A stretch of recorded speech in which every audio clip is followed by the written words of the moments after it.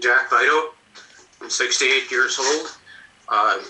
Went in the Navy in June of 72 and was in for 4 years. Got out in June of 76. Went to boot camp in San Diego, California. How'd you get there, Jack? Went to, How'd you get there? Flew out of Fargo. Okay. And got in, of course, yeah, I don't know, it seems like you always get in at night when you're going to boot camp. Sure. And, of course, you start right away, everything you come with stays someplace, you never get it back again, and you get your uniforms and your haircut and everything the next morning, and from there you get into your different groups and just your training after that. What kind of training did you take? Well, for this, that was right at boot camp. And for me, boot camp wasn't a physical boot camp. Really, we walked everywhere we went, but it wasn't a lot of running or anything like that. My shooting consisted of 10 shots with a .22, and our pistol training, they had a guy stand in front of the whole group and said, "This is how you take them apart," and that was all we had. Mostly it was just walking up and down and learning to take orders, and I don't know, just things like that. It just seemed like normal to me. But how was the food? Anyway. How was the food at boot camp for you guys? It was okay.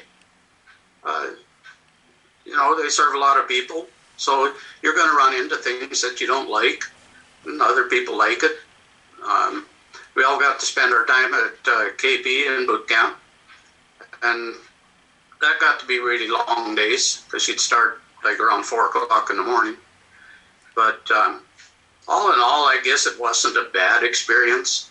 When I came home after boot camp, it was end of, in August, and it was really hot. And another fellow that was in boot camp with me, he was from Newfoundland. We ended up hitchhiking from Bemidji. What was his name? I can't remember. I haven't seen him since. Okay. So, I'm sorry. No, but anyway, we ended up hitchhiking to Thief River. Got a ride with a fellow that owned the cattle, the sales barns. Gave us a ride to Thief River. And then after that, had to go to do some schooling. Went to Treasure Island, right between San Francisco and Oakland. And that's for your AIT, your advanced training? Yeah, okay. Most of it. Had firefighting school there. And then after I got done there, went back down to San Diego. But you went through training. What was your MOS? What was your job title? Hull technician. Pardon? A hull technician. Hull technician. They combined a ship fitter and a welder to do that, into a hull technician. So you were both of them then? Yeah. Okay. We did a lot of different types of training. I ended up, after all was said and done, I ended up pipe fitting on a sub repair ship, USS Fulton. Oh, really? Okay. So yeah. I had a question there. Now I lost it. It don't take long for me to lose it. But so, how long was the training there? How long did they train you? You remember? I'm gonna say about 6 months total. Oh, really? Because I ended up in New London, Connecticut on the USS Fulton in I want to say February or March, something like that, in 73. Okay. Yeah. So what did your folks think of you going into the Navy? I guess they really didn't say too much one way or the other, I guess. Dad had been in the Army in World War II, and two of my other brothers, they couldn't pass their physical. They were in during the draft, the regular draft, but they couldn't pass their physical. For me, when I went in, they had the lottery system, and my numbers were too high. I didn't have to go in, but something I had always wanted to do was go in the Navy. So I did that. Oh, good. I spent on the Fulton. I was a pipe fitter mostly. I worked on submarines. They'd come up, tie alongside us, and we'd go in and do some changes in them. Basically, is that pretty much what I did. Some modifications, is that what it was? Or something the Navy needed done? Was it like modifications or? Yeah, modifications. Okay. Changeover, yeah. Did manage, at that time they were fast attacks, and they still had diesel engines in them, along with a nuclear reactor. And there was one of them that I assisted with, I guess. We took the diesel engine out, and that was quite a process. They came in from a shipyard and did most of the work, but we were there. We had to have people down there to help remove some things and put them back together and stuff again afterwards. Sure. And that was kind of interesting. So okay. And I did get to ride. Where were you when you were doing this? New London, Connecticut. Okay. That's where our ship was at a dock. I spent 3 years and 3 months on a ship, and I've got 14 days sea time, and I lived on the ship. What was the name of your ship? So we didn't ever go anywhere. We didn't ever go anywhere. Okay. What was the name of your ship? The USS Fulton. That's right. AS-11. Sorry. Yeah. No, not a problem. We had to go out every once in a while, and so the first time we went from New London, Connecticut down to New York City for more like going for a weekend, and then came back up. The next time we went out was to Halifax, Nova Scotia. I guess that would be my overseas time. Went up there kind of for a weekend. We were gone 4 days, so kind of for a weekend again, and went down to Virginia one time. We tied up. I know it was at least a mile out in the ocean where we tied up. It was an arms where you could reload arms and stuff like that. Okay. And there was a group of us that walked the entire length of the pier. We were going to go and see what there was around, and got out there, and all of us was an interstate at the end of the pier, so we didn't go anywhere. And the last time that I went out, we left in March and went to Charleston, South Carolina to put our ship in dry dock. Okay. And that's where I was. I left from there to go up to Philadelphia to get discharged then. So, what was I going to say? Our ship was tied, was there. There was interstate, had two big bridges going across the river where we were at, and a railroad trestle. And if you go further inland into Groton, Connecticut, is where the naval base was. But they had us outside the base, so they could, if there was a war, the ship could get out, or they could blow up the bridge and close all the access to the base. Okay. So So you were mustered out in Philadelphia? Yeah. Okay. Did you stick around and look around at all, or sightsee? Not much at that time. Later on, after I got married and stuff, we went and looked around Philadelphia. Went to see the Bell and all the historic places in town, uptown there. Sure. And that was really a nice place. That stuff was. Mm-hmm. So. What'd you do after you got out?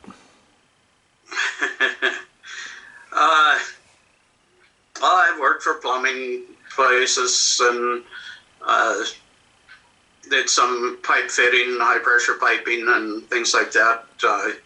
But mostly I worked in the plumbing and pipe fitting field, on schools, hospitals, paper mills, and oil refineries. So it actually gave you a craft when you got out then, huh? Yeah. Yep. Yeah, worked in that. Yeah, I guess I worked in that field for quite a few years with, from the training I had in the Navy and stuff. So. You still live in the area? Do you still live in the area? Yeah. Middle River? I live 3.5 miles from where I was raised. Okay. So, yeah. So during your career, Jack, is there anything you wish you'd have done different during your military career? No, not really. I kind of wished, our ship was supposed to rotate with another one to Rota, Spain, and they didn't do that, so I never got to go any place like that, and I kind of wish I would have. I've never really seen any foreign countries, so. Did you get seasick at all while you were tootling around? No, I didn't. Well, that's good. I didn't. I was pretty lucky most of the time. It was pretty decent weather, so the ships weren't really tossing and turning. Okay.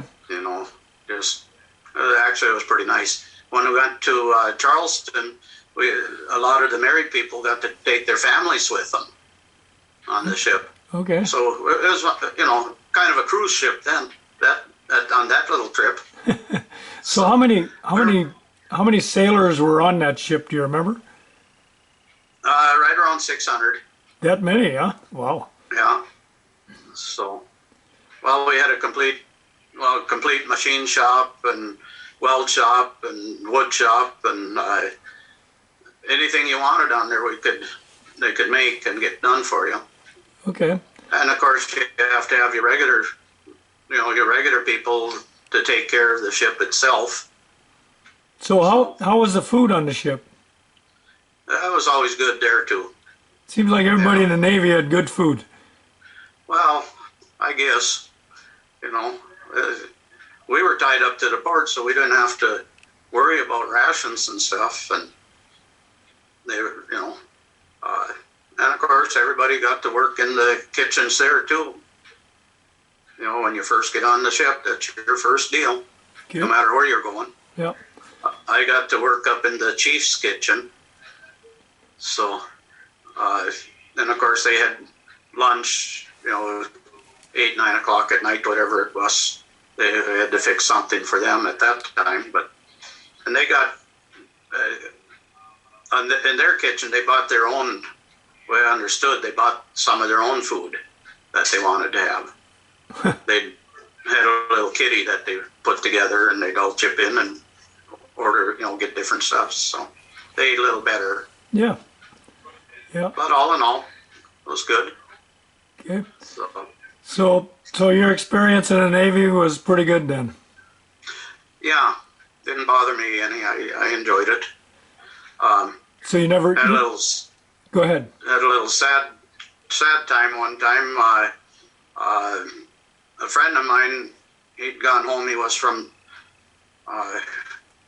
New Hampshire, and he'd gone home over a weekend, and he liked to lift live weight, bench press live weight, and nobody was home with him, and he dropped the weights on his neck and got choked to death that way. Oh, wow.